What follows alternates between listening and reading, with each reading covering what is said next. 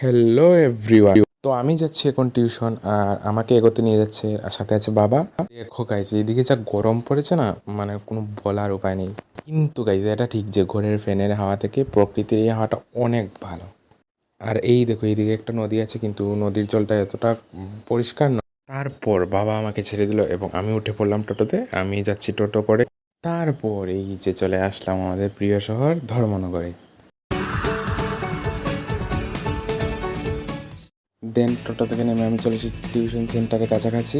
আর এখন বাজে প্রায় 3টে, আর আমি যাচ্ছি। রামেন্দ্র এখানে নোট করছে এবং সবাই আসেনি, যদিও কিছু কিছু এসেছে, কি আসার বাকি রয়েছে। আর গরম কি বল। তারপর আমি পড়া শেষ করে চলে আসলাম আমাদের দিঘির পাড়ে। এখানে একটা হালকা বাতাস বইছিল, তার সাথে খুব ভালো একটা পরিবেশ ছিল।